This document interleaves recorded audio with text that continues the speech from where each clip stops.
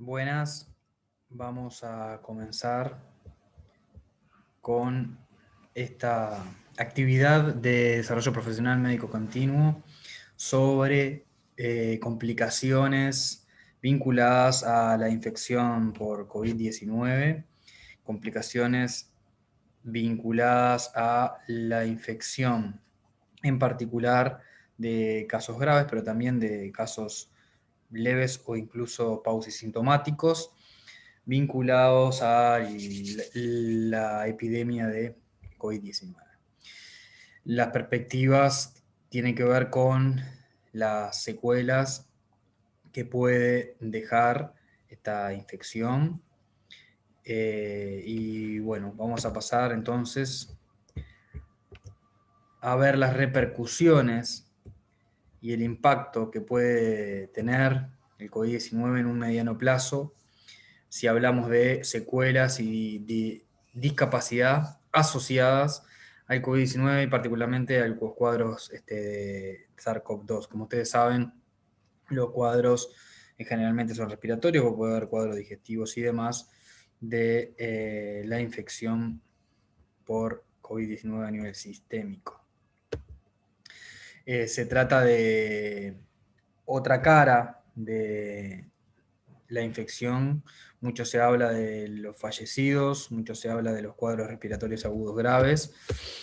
pero poco se habla de las secuelas y la discapacidad que esto genera en el mediano plazo, y es algo de las cuestiones que vamos a conversar ahora, particularmente, si bien las secuelas pueden ser respiratorias, neurológicas, de la esfera de la salud mental, cardiovasculares, sistémicas, pueden ser hematológicas o nefrológicas. Sabemos que de los cuadros que cursan con SARS-CoV-2, o sea, cuadros graves que requieren hospitalización o que requieren cuidados intensivos, muchos quedan con dificultades respiratorias de mediano y largo plazo, particularmente un porcentaje menor vinculado a fibrosis o a pérdida de capacidad funcional respiratoria. Otros cuadros vinculados a deterioro de la capacidad funcional neurológica, ya sea cognitivo, alteraciones motrices, y demás, que es lo que vamos a abordar en la charla de este momento, y también vinculadas frecuentemente, también hay vinculadas a la salud mental, particularmente por vivir una infección grave en un aislamiento y en soledad, con muchos miedos, incertidumbres, con una alta mortalidad, alejado de la familia, de los seres queridos, y esto genera depresión, ansiedad, bueno, fobias y demás en el corto y mediano plazo, y además otras complicaciones que no ahondaremos.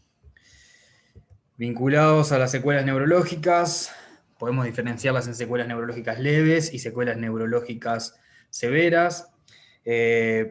Las secuelas leves están generalmente asociadas a cuadros respiratorios asintomáticos, pausosintomáticos o cuadros leves que cursan con fiebre, tos, disfonía, odinofagia, un poco de cefalea, mialgias. Y bueno, los cuadros leves generalmente pueden quedar luego de la infección con cefalea, una cefalea de tipo tensional, una cefalea de tipo tensión crónica, que en general no requiere tratamientos preventivos, pero puede llegar a requerir en el caso de que sea sostenido o que cumpla criterios para su tratamiento preventivo. Pueden quedar vértigos, puede quedar vértigo asociado a cuadros respiratorios, como pasa con neuronitis o vestibulitis, o puede generar mareos inespecíficos vinculados también a la temerosidad y al miedo que genera bueno, el cuadro vinculado con la infección por COVID-19. A su vez, como síntomas menores, porque no son cuadros graves, pero no es menor tener una disfunción sensorial, pueden quedar con anosmia o ageusia. Hasta un quinto de las personas que cursan cuadros banales o leves quedan con alguna alteración en el olfato o en el gusto, y en general luego de las 2 a 4 semanas la enorme mayoría mejora, pero pueden quedar con alguna afectación, particularmente en el olfato, pero que repercute, como ustedes saben, en el gusto, y bueno, es una disfunción sensorial importante en vistas a la calidad de vida futura de las personas. Y bueno, y se ha visto también, no solamente por las cuestiones neurológicas, que quedan muchas veces con trastornos atencionales, fatiga y esto tiene un perfil también no solamente neurológico, sino también afectivo, emocional, vinculado con los cuadros de aislamiento y con los miedos que genera cursar esta enfermedad, aunque el cuadro sea leve. Después de secuelas severas, que es lo que vamos a ahondar en las próximas diapositivas, particularmente está la encefalopatía, aquella que cursa con deterioro de memoria, trastornos motrices y pérdida de la calidad de vida. También está la cuadriparesia del paciente crítico, porque son cuadros prolongados del CTI, vamos a andar un poco en eso. Los cuadros vasculares vinculados a enfermedad cerebrovascular, ACV, que como saben hay elementos protrombóticos e inflamatorios, ambos generan posibilidad aumentada o riesgo aumentado de cuadros vasculares y de trombosis, ya sea de trombosis venosas como de trombosis arteriales, particularmente de trombosis arteriales. También hay cuadros de EMAD, encefalomielitis aguda diseminada, ya sea mielitis o encefalomielitis, se han visto vinculadas a los cuadros de infecciones por COVID, es una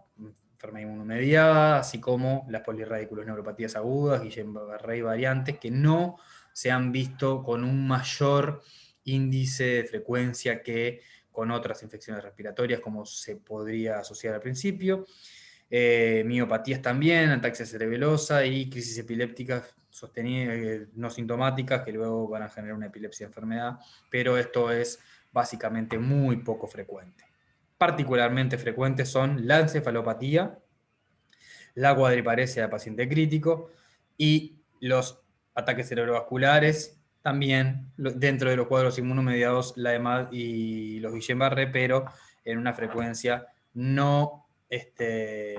tan aumentada con respecto a otras infecciones respiratorias ya conocidas como la influenza, el parainfluenza, el SARS y demás. Mecanismos estipulados que generan que pueden generar todos estos daños, las secuelas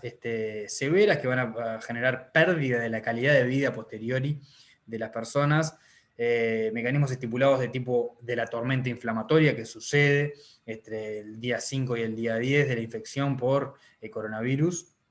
Esa tormenta inflamatoria genera múltiples repercusiones a nivel de disfunciones de múltiples órganos y sistemas que obviamente van a afectar en particular al sistema nervioso, ya sea periférico o central, dependiendo de lo que estemos hablando,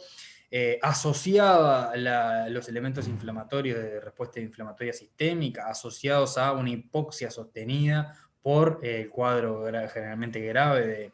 de síndrome agudo respiratorio severo vinculado con la neumonitis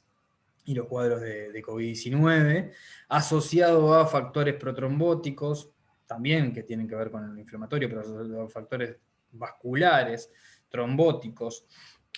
también vasculíticos en mucho menor medida, y también hay elementos inmunomediados o puede haber la invasión epitelial a través de la enzima, del receptor de la enzima convertidora de la angiotensina, que es como invade el virus, y esto genera disfunción endotelial, y como ustedes saben, la disfunción endotelial está directamente vinculada a la inflamación, o por infección directa en menos sentido, en menos medida, la infección directa del virus en el sistema nervioso, ya sea periférico o central, causa el daño en el corto y en el mediano plazo. Secuelas y pérdida de calidad de vida, la otra cara de la pandemia, lo que vamos a empezar a ver, lo que estamos viendo, la frecuencia en general de este tipo de enfermedades, si englobamos en la frecuencia neurológica de este tipo de cuadros, podemos decir de que, bueno, los cuadros que cursan con hospitalizaciones o los cuadros que cursan con cuidados intensivos de coronavirus van a tener entre un quinto y un sexto de secuelas neurológicas porque son cuadros de internaciones prolongadas, como vimos tienen múltiples mecanismos estipulados, generalmente son personas que tienen factores de riesgo para otras enfermedades, que cursan con internación prolongada en CTI, cuadros de respuesta inflamatoria, sepsis, otros daños asociados vinculados a una hipoxia sostenida, y demás. Y bueno,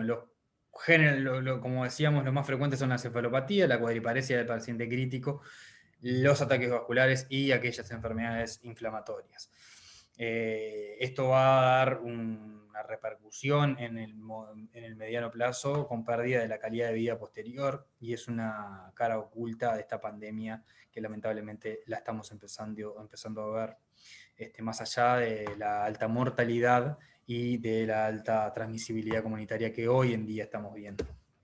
Con respecto a la encefalopatía, el daño encefalopático difuso del sistema nervioso, bueno, genera deterioro cognitivo,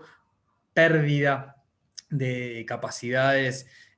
cognitivas, ya sea de funciones ejecutivas, de planificación y de ejecución de tareas, pérdida también de vinculación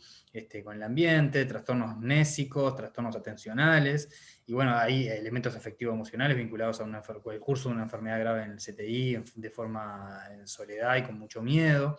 Esto repercute en lo cognitivo. También hay con trastornos en la marcha por el daño que se genera a nivel de un alto catabolismo durante la respuesta inflamatoria sistémica durante muchos días, daño hipóxico en el sistema nervioso, que genera alteraciones de la marcha central, también a más allá de la debilidad sistémica neuromuscular con la que quedan los pacientes durante una internación prolongada en CTI, pérdida de la autonomía posterior y con escalas de discapacidad con peorías, y bueno, un descenso del rendimiento instrumental y básico en la vida diaria, dependiendo del grado de deterioro con el que quede la persona con encefalopatía. Factores de riesgo, como decíamos, la hospitalización por COVID, o sea, el ingreso a un nosocomio, es un factor de riesgo alto para desarrollar alguna secuela tipo encefalopática cognitiva que dé este tipo de problemáticas en la calidad de vida posteriori. Internación en CTI generalmente son prolongadas, hay una respuesta inflamatoria, hay cuadros de hipoxia, daños vasculares, como decíamos. Bueno, estos elementos, tanto inflamatorios, internación prolongada, hipoxia, pacientes por lo general añosos, bueno, repercute directamente sobre cómo lo hace en otras sepsis con internaciones. El tema es que la frecuencia de estos cuadros es muy alta. Generalmente no hay entre 500 y 600 pacientes con cuadros sépticos en el CTI, dominando, digamos, la asistencia en el CTI. Por lo tanto, el porcentaje de pacientes que cursan con estas encefalopatías posteriores a cuadros intensivos o de hospitalización grave es menor, pero comparte los mecanismos etiopatogénicos de esta encefalopatía. Por lo tanto, es una secuela que estamos empezando a ver, que no es exclusiva de la COVID, pero que se ve en una mayor frecuencia vinculado a la cantidad de casos. La cuadriparesia de paciente crítico, como ustedes saben, está vinculado con una estancia prolongada en el CTI, aunque no es exclusivo. Tiene factores indirectos como la inamovilidad prolongada, disyonías, fármacos bloqueantes neuromusculares que se utilizan para la adaptación a los respiradores, antibióticos que se realizan, la sepsis y la respuesta inflamatoria, o sea, sepsis bacteriana asociada a sobreinfecciones que cursan los pacientes en el CTI, neuropatías compresivas vinculadas a la inamovilidad y a la posición de los pacientes en la estancia en CTI, bueno, periodos prolongados de rehabilitación y factores de riesgo, como decíamos, factores de riesgo de encefalopatía durante la internación es un factor de riesgo porque habla de estancias prolongadas, de hipoxia sostenida, de incumbente inflamatorio alto durante la internación y además de los factores de la coagulabilidad que hablábamos, más allá de la edad también, que cuanto menor reserva, ya sea a nivel muscular, porque son cuadros hipercatabólicos que consumen mucha energía y bueno, queman las grasas y queman las masas musculares durante su estancia en el CTI, y bueno, tienen un cuadro tanto de neuropatía como de miopatía asociadas, y eso da generalmente una cuadriparesia que requiere de una rehabilitación intensa para poder recuperar funcionalidad en el corto y en el mediano plazo. Los cuadros de ataques cerebrovasculares son súper frecuentes, las respuestas inflamatorias pueden dar accidentes de placa, los trastornos de la coagulación vinculadas también a los cuadros de COVID, y las trombosis venosas, que son menos frecuentes que las trombosis arteriales, pero que también se ven en los cuadros moderados, no necesariamente críticos, pero en cuadros moderados que requieren internación o cuadros graves. Se da tanto la isquemia como la hemorragia, particularmente la isquemia, la trombosis arterial, pero se puede ver la hemorragia sobre todo en los tratamientos, porque como ustedes saben, el tratamiento de los pacientes para evitar la trombosis se hace tromboprofilaxis o una coagulación, una anticoagulación intermedia en muchos pacientes que tienen un perfil inflamatorio alto o incluso la anticoagulación, y esto puede generar hemorragias en pacientes que además tienen otros factores de riesgo para hemorragia. Entonces no solamente se ve la patología isquémica, hay factores indirectos de pérdida o de peoría funcional de áreas de penumbra, como pueden ser la hipoxemia, después están las trombosis arteriales, la disfunción endotelial de la que hablábamos hoy, directa por el COVID-19 e indirecta por los elementos inflamatorios, y lo que recién mencionaba de la anticoagulación desde el punto de vista terapéutico, que puede generar un porcentaje mayor de hemorragias. Secuelas posibles, elementos focales con hemiplegias, con trastornos de las funciones neurológicas, ya sea del lenguaje, del conocimiento de las gnosias, de las praxias, elementos ejecutivos o cognitivos, ya sea amnésicos o demás. Pueden quedar obviamente con crisis y epilepsia secundaria vascular, y también pueden quedar con una dependencia motriz, motor importante. Además, agregado a cuadros que pueden agregarse de encefalopatía y de la cuadriparesia del crítico, que es particularmente del sistema nervioso periférico, como hablábamos anteriormente. Factores de riesgo, como mencionamos, los mismos: hospitalización por COVID, ya sean cuidados, o sea, los de internación, de cuidados moderados o de hospitales o sanatorios,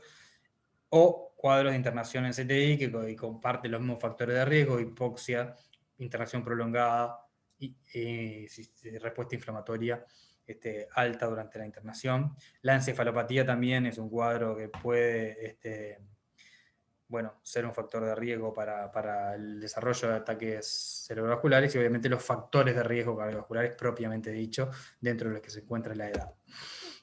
Patologías inflamatorias, la encefalomielitis aguda diseminada es una encefalitis inmunomediada. El COVID tiene una respuesta del sistema inmune, rompe algunos santuarios, por lo tanto se pueden dar alguna confusión de epítopes y generar ataques autoinmunes o inmunomediados en el sistema nervioso y causar encefalitis inmunomediada, mielitis aguda. Estos cuadros son poco frecuentes, pero existen mayormente que los cuadros inmunomediados periféricos como el Guillain-Barré. Las encefalomielitis agudas diseminadas son en términos relativos más frecuentes que en otras infecciones respiratorias, al menos con la evidencia hasta el momento. No así las polirradículos agudas como el Guillain-Barré, Miller-Fisher u otras variantes de polirradículoneuropatías agudas que se asocian de forma inflamatoria inmunomediada con la infección de la COVID-19, pero en la misma medida que otros gérmenes respiratorios. No hay un claro aumento de la incidencia de este tipo de patologías, sí de las encefalomielitis, no de las polirradiculoneuropatías agudas, al menos con la evidencia que contamos hasta el momento, en mayo de 2021. Bueno, después con respecto, como decíamos, hay secuelas graves que generan pérdida de calidad de vida, y puede haber secuelas leves que son más transitorias, no son tan permanentes: dolores de cabeza, vértigos, anosmia de Geuss, o sea, trastornos del olfato y del gusto, y trastornos atencionales no solamente vinculados con cuestiones neurológicas de la matriz atencional propiamente dicha, sino también con cuestiones afectivo-emocionales de índole psicológica, que obviamente afectan la capacidad de concentración, la imposibilidad de controlar la distracción y demás. Y esto tiene que ver con el cuadro y con toda la repercusión psicosocial que ha dado la COVID-19, ¿no? Secuelas leves se ve frecuentemente, hasta un quinto de los pacientes con alguna de las secuelas puede quedar, pero son generalmente transitorias y banales. Y la fatiga crónica es una secuela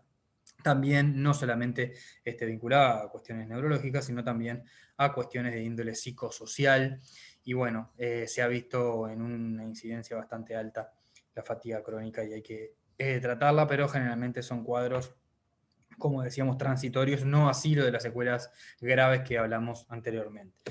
Bueno, como conclusiones entonces, los síntomas leves son frecuentes, están vinculados a los casos leves, generalmente no son invalidantes ni dan pérdida de la autonomía de las personas, pero por un periodo transitorio va a haber una sobrecarga, hay una sobrecarga y hay que tratarlos específicamente desde el punto de vista sintomático. Las secuelas o discapacidades severas pueden ser cognitivas o motoras, vinculadas, como dijimos, con encefalopatía, con la cuadriparesia del crítico, con cuadros de ataques cerebrovasculares y isquémicos hemorrágicos, o vinculados también con algún cuadro inmunomediado en mucho menor frecuencia. Mecanismos compartidos con internaciones graves, como dijimos, con mucha hipoxia anoxia, con cuadros vasculares, con la tormenta inflamatoria, y bueno, estos cuadros de hipercatabolismo también, con sobreinfecciones agregadas, estancias prolongadas, alta cantidad de casos graves, genera estas secuelas en el corto, mediano y largo plazo, que van a generar pérdida de la capacidad cognitiva, probablemente, motriz, pérdida de autonomía, y bueno, esto genera una disminución en la calidad de vida de las personas. Una frecuencia relativa es alta por el número de casos totales de COVID que ingresan a los nosocomios y los que ingresan a cuidados intensivos, su estadía prolongada, como decíamos, ya sea por la gravedad del cuadro respiratorio o por la gravedad de los cuadros sistémicos, también vinculado a la COVID-19. Bueno, la bibliografía utilizada es esta y desde ya muchísimas gracias por la atención.